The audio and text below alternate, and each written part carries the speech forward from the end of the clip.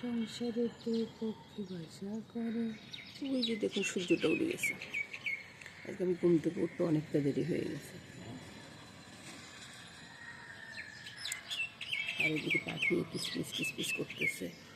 এই যে শিম ফুলগুলা কত সুন্দর ফুটে আছে দেখুন। আপনাদেরকে জুম করে দেখাচ্ছি, খুব সুন্দর। গাছটা কিন্তু আমার না, পাখির গানটা শুনুন। ওদেরকে বিস্কুট দেওয়া পর্যন্ত ওরা এরকম করবে, বুঝছেন?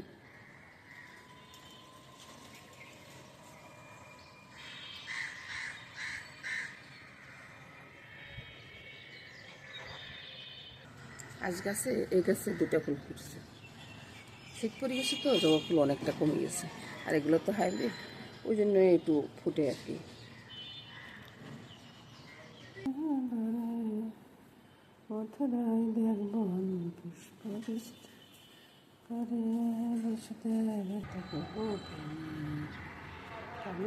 নাম রাখে রাধা বিনোদিনী, অনন্ত রাখিল নাম অন্ত না পায়া।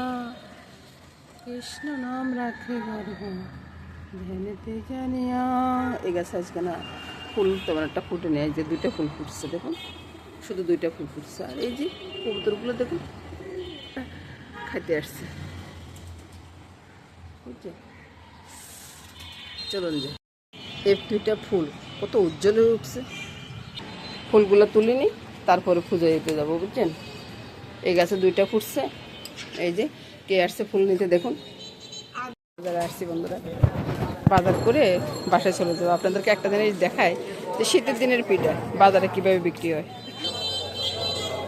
চাচা কি পিঠা বানানের, কত করে বিক্রি করেন এগুলা?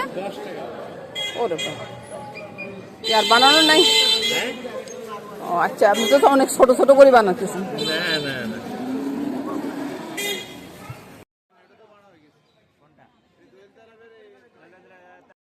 বাজার করে বাসায় চলে আসছি বন্ধুরা। বাসায় এসে এবার এক কাপ চা খাবো। মামনি সব কিছু রেডি করে রেখেছে, চা খাবো। চা খেয়ে তারপরে রান্নাটা বসাবো। একটু বাতাসটা বেশি, শীত আসতেছে। কারণ আমার রান্নাঘরটা আছে তো, রান্নাঘরটা ওই যে উত্তর দিকে, বুঝছেন? এখন শীতের দিনে তো উত্তরালি বাতাসটা বেশি হয় আর কি। আর পুরো রান্নাটা দেখবেন, দেখে লাইক কমেন্টসটা করবেন আশা করবো আর কি। লাইক কমেন্টস দেখলে না ভালো লাগে, বুঝছেন? ভিডিও করার জন্য উৎসাহটা বেড়ে যায়, সেটাই আর কি।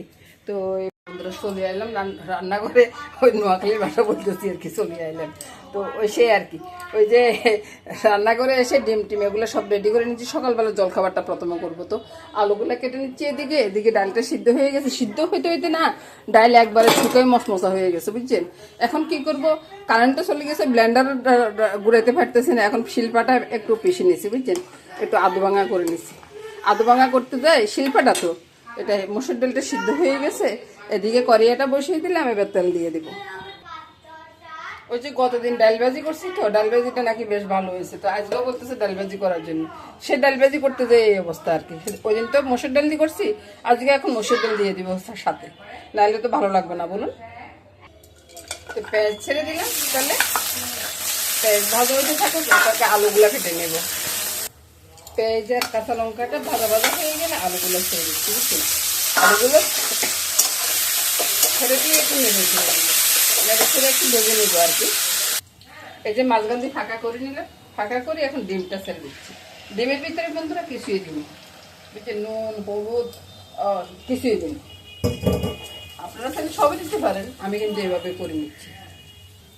আর ডিমটাকে কি করতেছি দেখুন, এই যে যতটুকু হচ্ছে ততটুকুতে একটু ইয়ে করে দিচ্ছি। এভাবে করে ডিমটা দিলে না অনেকটা টেস্ট হয়ে যাবে। বাস ডিমটাকে এভাবে করে ইয়ে করে দিলাম, একটু ভেঙে করে দিলাম। তারপরে ওই যে ডালটা,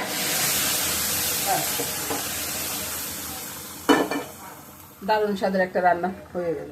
সাথে দিয়ে দিচ্ছি কিছুটা মসুর ডাল, কারণ সোনার ডালটা তো একবারে ম্যাশ হয়ে গেছে বন্ধুরা, ওই জন্য একটু মসুর ডাল দিয়ে দিচ্ছি।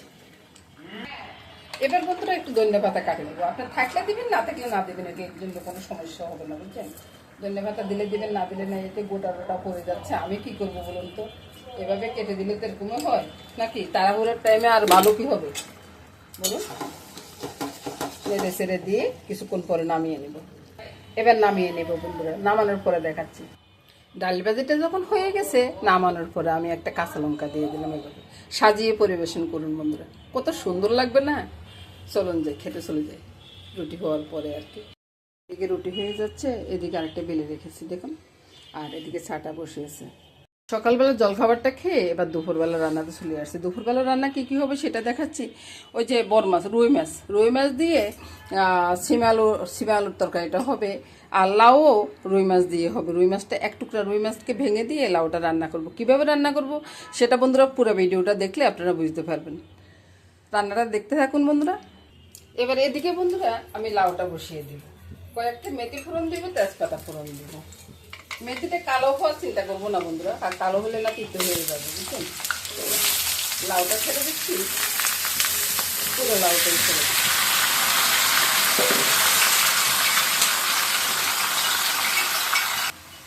আর এদিকে আমি মাছটা ছেড়ে দিচ্ছি, তেল গরম হয়ে গেছে, মাছটা দিয়ে দিচ্ছি।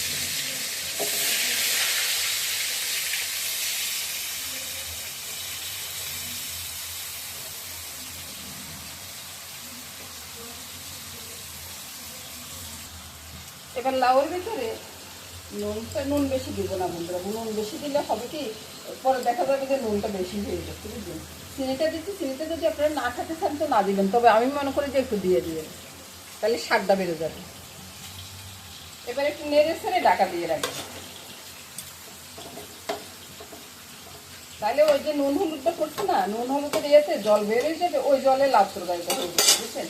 আমি কিন্তু এভাবে রান্না করি, সহজভাবে করে নিই, সময়ও কম লাগে, আবার খেতেও মজা হয়।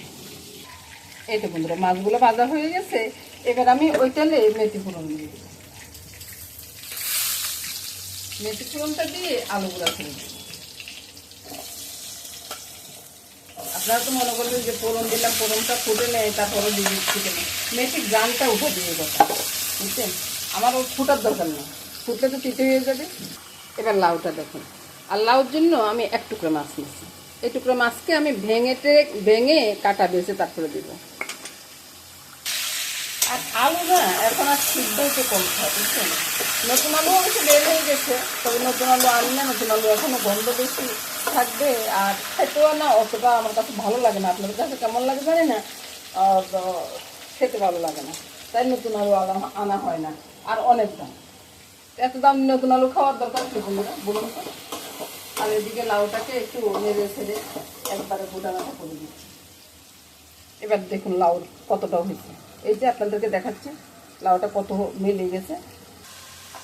এবার লাউটা দিয়ে দিব কয়েকটা কাঁচা লঙ্কা, বুঝছেন? আপনাদেরকে না দেখা দিলে আপনারা আবার বলবেন যে কখন যে দিলেন, আমরা তো দেখে নেব, সেটাই আর কি।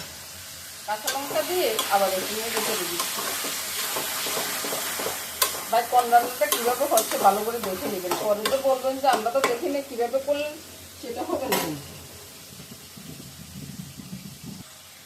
এবার এদিকে তাকান, এই যে মাছটা একবারে ভেঙে চুড়ে কাটা বেছে তারপরে দিয়ে দিলাম, দিয়ে এবার আমি একবারে ভালো করে নেড়ে ছেড়ে লাউটা নামিয়ে নিচ্ছি। লাউটা খুব তাড়াতাড়ি সিদ্ধ হয়ে গেছে, ওই যে বরেক গেলাও, বুঝছেন? আপনারা ছিলেন কিনা জানি না, তো বরেক গেলাও আপনারা এইভাবে করতে পারেন, টেস্টটা কিন্তু অনেক গুণ বেড়ে যায়, অনেক গুণ বেড়ে যায়। আপনি মাথা দিয়ে যে লাউটা রান্না করবেন ওটার থেকে অনেক গুণ বেড়ে যায়। সেটা অনেক সময় না মুখে কথা আসে না, বলতে একটু অসুবিধা হয়ে যায়। তারপর ধনিয়া পাতাটা দিয়ে দিচ্ছি, আর একটু কালো গোলমরিচ দিবেন। কালো গোলমরিচ দিলে হয় কি, তরকারি তেলে না হজমও হয়ে যায়, আর রান্নাটা সুন্দর একটা গান আসে, বুঝছেন? এটা ভালো করে ঘুটানাটা করে তারপরে নামিয়ে নেব। লাউ রান্নাটা হয়ে গেছে, এবার ঢেলে তারপরে দেখাচ্ছি। এবার দেখুন তো বন্ধুরা কত সুন্দর একটা লাউ রান্না করে ফেললাম, এটা কত টেস্ট হবে খেতে। এবার ওইদিকে ভাতটা বসিয়ে এদিকে সিমটা রান্না করে ঢেলে দিলে, তারপরে সিমের সাথে আলুটা আবার একটু গরম করে নেব। মানে অনেক না উল্টা পাল্টা কথা বলে ফেলি, বুঝছেন? যে সিমটা একটু কষিয়ে নিব আর কি, এটা কথা বলতেছি যে কী বলবো বলুন। এবার বন্ধুরা সিমের ভিতরে স্বাদ অনুযায়ী নুনটা, হলুদ আর একটু দিয়ে দিই, তারপর লঙ্কা, লঙ্কাটা কম হবে বন্ধুরা। সিমের তরকারি তো আপনারা কেরকম খান জানি না, আমরা একটু লঙ্কাটা কমে দিই। আর সামান্য একটু চিনি, আপনার চাইলে দেন, না চাইলে না দেন। এটা এখন নাড়বো না, গুল করি না, একটু ঢাকা দিয়ে রাখবো। এবার নেড়ে ছেড়ে তারপরে একটু জল দিব, নাহলে তো মরিচগুলো পোড়া যাবে বলুন। হ্যাঁ, আজ যে মাছ হবে, দাদু ভাই একটা আপনাদের সাথে একটু কথা বলতে। আপনারা যদি একটু না কথা বলেন তাহলে কেমন হয় বলুন তো। সব রান্না হয়ে গেছে, তাই না?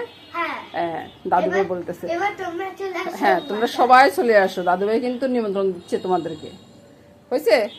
আচ্ছা, দিয়ে দিচ্ছি কয়েকটা কাঁচা লঙ্কা, বুঝছেন, গোটে দিলাম। আমার ঘরে বাচ্চা পোলা ওখানে আছে, আপনারা চাইলে আপনারা ভাঙি ভাঙি দিতে পারেন, আমার কি সমস্যা আছে বলুন। হ্যাঁ, ওই যে দাদু ভাই আবার আসছে। হ্যাঁ, এই যে আমার মতো যদি ঘুটনি থাকে তাহলে এরকম করেই একটু আলুগুলাকে একটু ভেঙে চুড়ে দিবেন, বুঝলেন, কয়েকটা, সব আলু ভেঙে ভাঙবেন না কিন্তু। তারপর ঝোলটা দিয়ে দেবো, ঝোলটা দিব গরম জল, মাছটা দিয়ে দিলাম। আচ্ছা, গরম জলটা দিয়ে দিই।